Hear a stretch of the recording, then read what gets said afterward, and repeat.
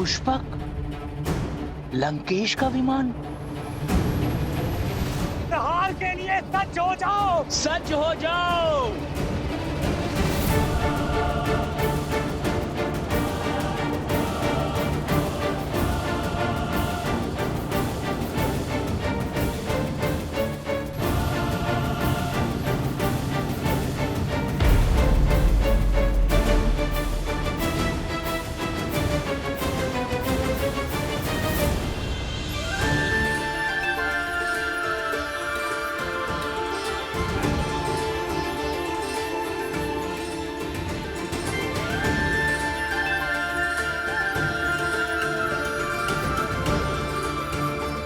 एक वनवासी का जीवन जीकर पिताश्री का वचन निभाएंगे।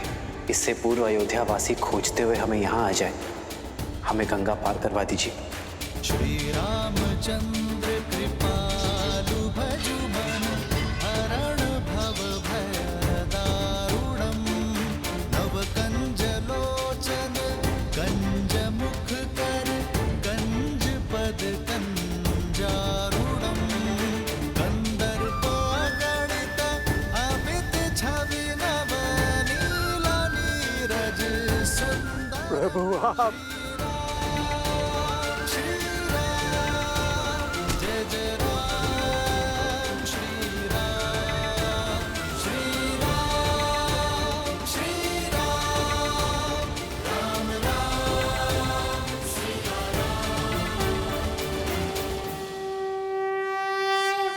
निषाद राज, उठो। आप सब भी उठ जाइए। शीश झुकाकर तो सेवक स्वामी से मिलता है निषाद राज, मित्र तो गले लगता है। श्री राम श्री राम श्री राम श्री राम श्री राम श्री राम श्री राम श्री राम। प्रभु आपका दर्शन पाकर ये निषाद राज स्वयं को संसार का राजा अनुभव कर रहा है। आप लौटे अर्थात आपका वनवास पूर्ण हुआ। पुष्पक विमान आपके आदेश में है, अर्थात पापी लंकेश का नाश हुआ। इतना बड़ा सम्मान मिलने के बाद भी आप हमको भूले नहीं।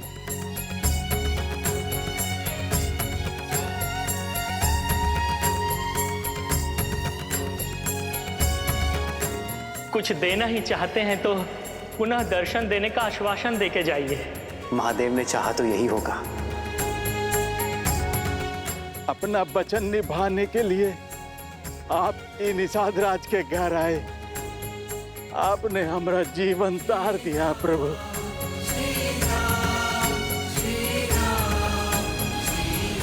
कैसे ना आता निषाद राज। रघुकुल रीत सदा चली आई, प्राण जाए पर वचन न जाए। आप ही के कारण तो हम नदी पार कर पाए थे।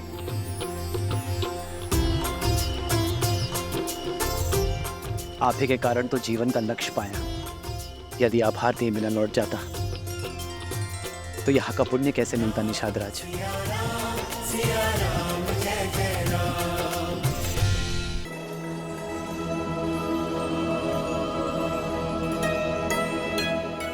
प्रभु हमें वन के तुच्छवासी हैं। जैसन हमरा भोग वैसन हमरा आतिथ्य। आप ही को ग्रहण करके प्रसाद बना दीजिए। आपके सम्मान सा भोग बनाने का हमरा सीमा नहीं है, किंतु हमरे हृदय में आपके प्रति असीम प्रेम है। प्रभु स्वीकार करें। प्रेम से बड़ा ना कोई भोग है और स्नेह से बड़ा ना ही कोई उपहार। ये हृदय से दिए हुए फलों को मैं हृदय से स्वीकारता हूं। लाइए। पुनि कृपाल लियो बोली केवटा दीन है सन प्रसादा।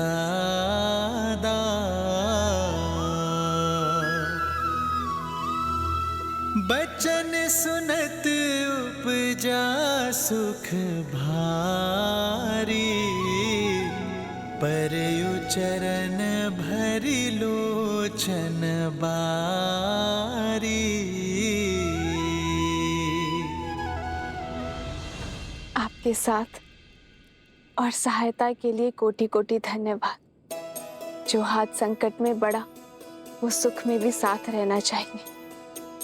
इसलिए श्री राम के राज्य अभिषेक का पहला निमंत्रण स्वीकार करें। प्रभु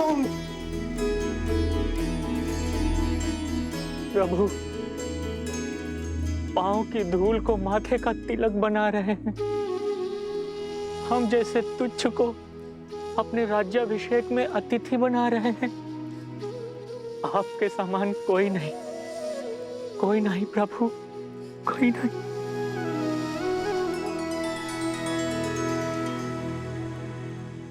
उठिए केवट जी।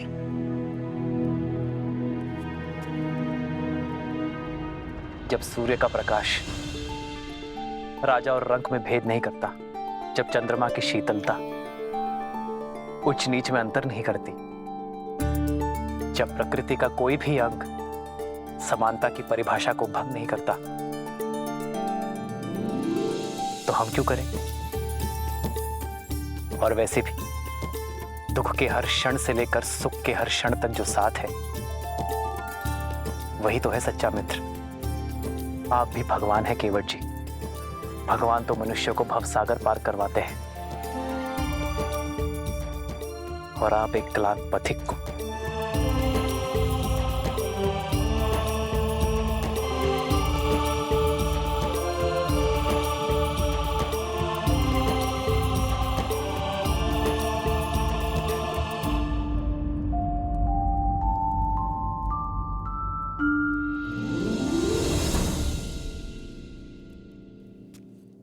भैया, अब हमें प्रस्थान करना चाहिए।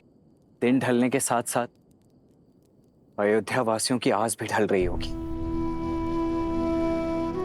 हमारे वनवास का तो अंत हुआ, वहां अयोध्या वासियों की प्रतीक्षा का भी अंत होना चाहिए। हाँ लक्ष्मण भैया, हमारे साथ साथ कष्टों की अग्नि में उर्मिला भी तो जली है। उसका उठने का समय हो गया है। जिस प्रकार एक माता अपनी संतान का कोई दुख नहीं भूलती, उसी प्रकार आप भी अन्यों की पीड़ा नहीं भूलती हैं भाभी माँ। आप भी मत भूलिए लक्ष्मण भैया, श्री राम के होते कोई पीड़ा उनके परिवार या उनकी प्रजा को छू भी नहीं सकती। आप विश्वास रखिए, सब शुभ होगा और हम समय से पहुंच जाएंगे।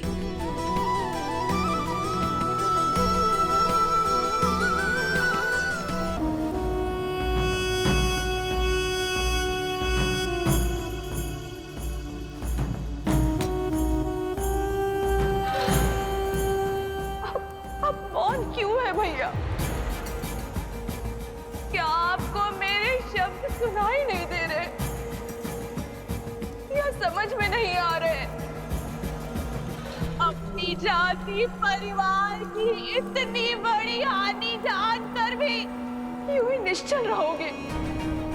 जिसने राक्षसों के सिर से रावण रूपी छाव छीनी है, जिसने असुरों के हाथों से लंकेश रूपी ढाल छीनी है, राम की हार ही हमारे भाई का प्रतिशोध होगी भैया, और तुम्हारा प्रहार ही हमारा प्रतिकार होगा।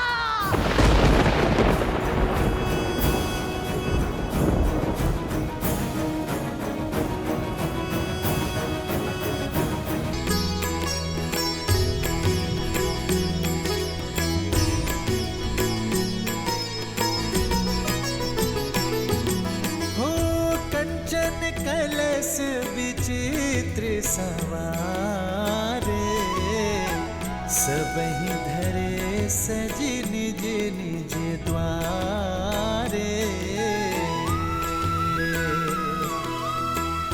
बंधनवार पताका के तू सब ही बनाए मंगल हे तू। प्रतीक्षा का अंत हुआ। 14 वर्षों के बाद हमारे नेत्रों की ज्योति लौटेगी। हमारे राम लक्ष्मण लौट रहे, कुल का श्रृंगार, सीता लौट रही है। सुमित्रा, रथ सज करवाओ। हम समय व्यर्थ नहीं करेंगे। नंदीग्राम जाकर अपने लाल को हृदय से लगाएंगे। आपके हृदय की बात मेरे हृदय ने पहले ही सुन ली दीदी। अब तो एक एक क्षण वर्षों समान प्रतीत हो रहा है। मुझे तो जाना ही है दीदी, अपने किए का पश्चाताप करने। महारानी कह गई कि जय हो, आपने स्मरण किया। हमारे नंदीग्राम जाने का प्रबंध कीजिए। हम अभी इसी क्षण अपने राम का स्वागत करने नंदीग्राम जाएंगे।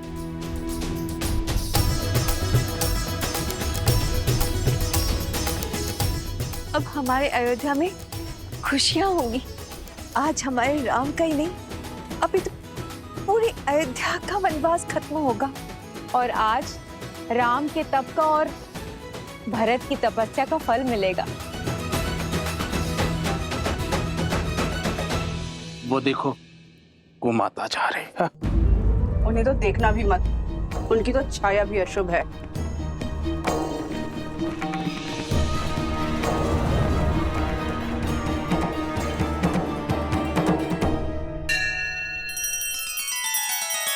श्री रामचंद्र कृपालु भजु मन हरण भव भय दारुणम। नव कंज लोचन कंज मुख कर कंज पद कंजारुणम।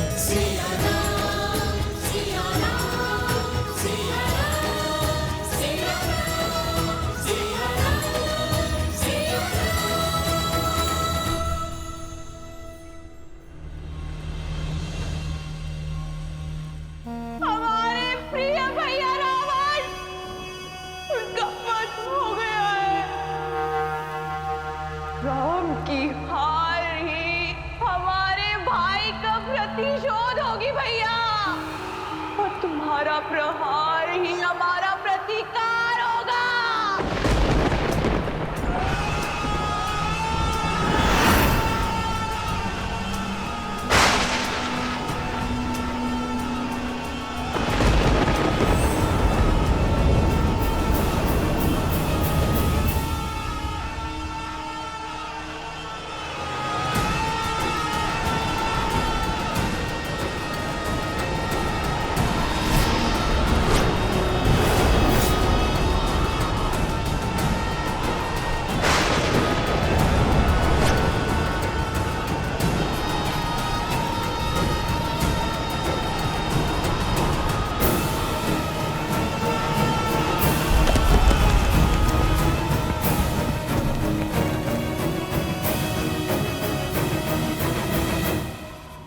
अकस्मात ये सब क्या होने लगा?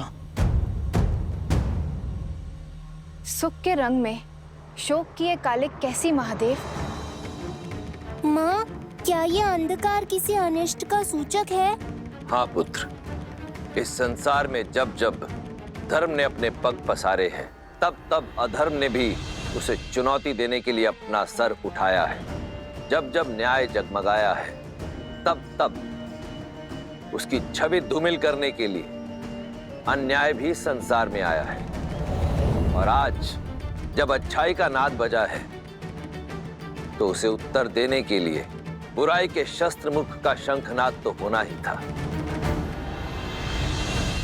परंतु ये अंधकार केवल प्रकृति का परिवर्तन मात्र ही नहीं है, अपितु विचारों और विवेक का परिवर्तन भी है।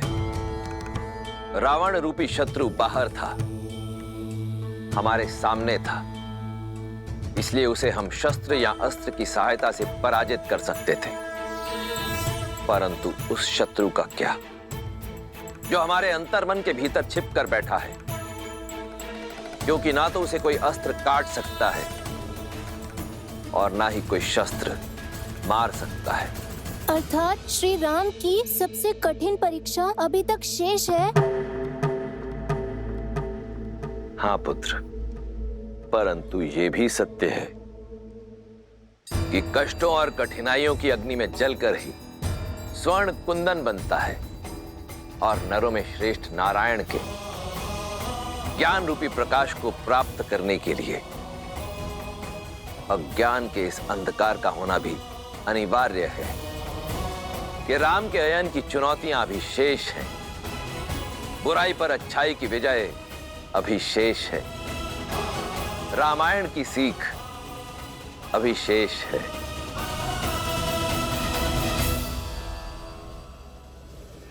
ये कैसी माया है जो उत्साह के प्रकाश को अवसाद के अंधकार में बदल रही है, जो अयोध्या प्रभु श्री राम के प्रेम और उत्साह से जगमगा रही थी, अकस्मात संदेह में क्यों डूब गई?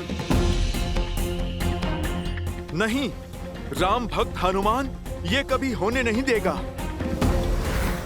सूर्य से तेजस्वी हमारी अयोध्या को ये किसकी काली छाया ले गई? भैया की प्रतीक्षा में जो हमने दीप जलाए वो क्यों बुझ गए? जिन्होंने रघुकुल का तेज बढ़ाया उनका स्वागत क्या इस अंधकार से करेगी अयोध्या? हे प्रभु, ये क्या हो रहा है?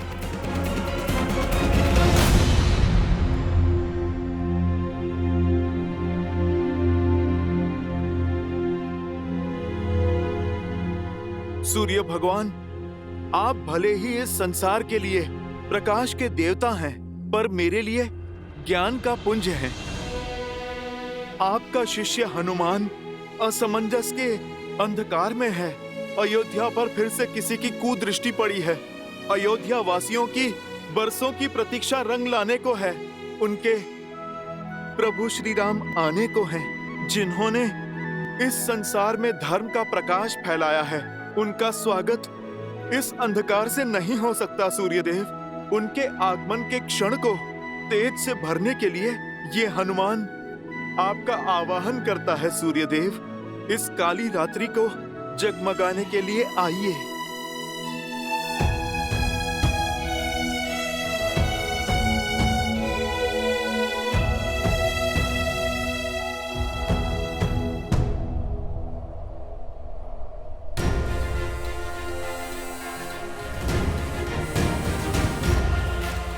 मेरे विनम्र आवाहन पर आप नहीं आए सूर्यदेव। उचित कहते हैं प्रभु श्री राम, भयभीन होए ना प्रीत। जो कार्य मेरा निवेदन नहीं कर पाया, अब मेरा क्रोध करेगा। जय श्री राम। जय हनुमान ज्ञान गुण सागर, जय कपीस तिहु लोक उजागर, राम दूत अतुलित बल धामा, अंजनी पुत्र पवन सुत नामा, राम दुलारे तुम रघुनारे, होत न आज्ञा बिनु पैसारे, आपन तेज समारो आपन, दीन लोक हांकते तापे, बजरंग बली हनुमान। प्रेम और विनय के शब्द आपने सुने नहीं, तो अब क्रोध का नाद सुनिए।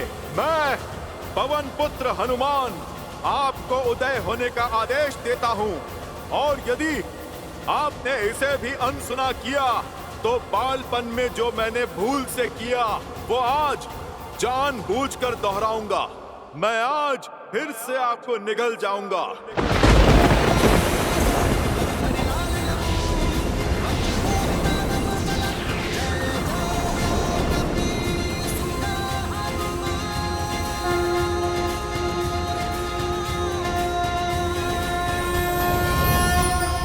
सूर्यदेव के सारथी अरुण का प्रणाम स्वीकार करें वीर हनुमान। आपकी भक्ति और समर्पण अतुलनीय है अंजनी पुत्र, किंतु जितनी अटल आपकी भक्ति और निश्चय है, उतने ही अटल सूर्यदेव के चक्र और चाल हैं, उतने ही अटल सृष्टि के नियम हैं। सूर्यदेव का कर्म संसार को केवल प्रकाशमय करना ही नहीं है, जीवन का चक्र और जीवों की दिनचर्या दोनों ही उनके ऊपर निर्भर करता है। क्या मर्यादा पुरुषोत्तम के परम भक्त प्रकृति की मर्यादा को भंग करेंगे? यदि आप नियति के चक्र में विघ्न डालकर सूर्यदेव को अपना पथ बदलने के लिए विवश करते हैं तो पूरे संसार में हाहाकार मच जाएगा। सूर्यास्त के साथ आई आसुरी शक्ति की इस काली छाया को सूर्यदेव कल भोर से पहले भंग नहीं कर सकते, क्योंकि नियम बाधा है, पर विश्वास पर किसी बंधन की बाधा नहीं है।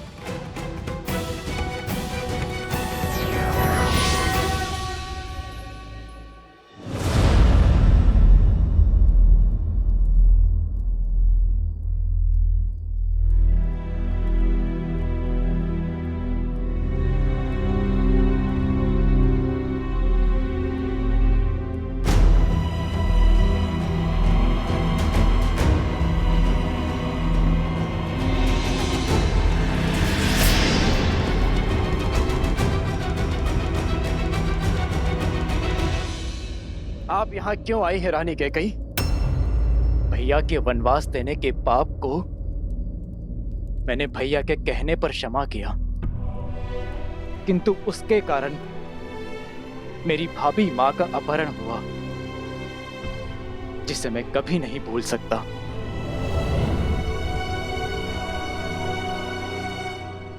मैं क्षमा योग्य नहीं हूं भरत। मैं इसी योग्य हूं कि मेरी संतान मुझसे मुख मोड़ ले। अपने पाप का आभास है मुझे। क्षण क्षण लील रहा है मुझे भरत। मेरे कारण राम को वन वन भटकना पड़ा। मेरे कारण मेरे लक्ष्मण को निद्रा का त्याग सहना पड़ा। मेरे कारण मेरी प्यारी सीता को विरह का अपमान सहना पड़ा। मेरे कारण अयोध्या का मान घटा है। सीता को हर प्रकार का अपमान सहना पड़ा है। जो कष्ट मेरे राम ने 14 वर्षों के वनवास में झेला है, उसकी अनुभूति मुझे भी हो। इसलिए महल में रहकर भी मैंने 14 वर्षों तक वनवासी का जीवन व्यतीत किया है। जानती हूं ये दंड मेरे पापों के लिए पर्याप्त नहीं। आज ये अंधकार मेरे कर्मों के कारण है। यदि मेरी पीड़ा सच्ची है, यदि मेरा पश्चाताप सच्चा है, तो अभी इसी क्षण मेरे भीतर की अग्नि इस संपूर्ण अंधकार का अंत करेगी।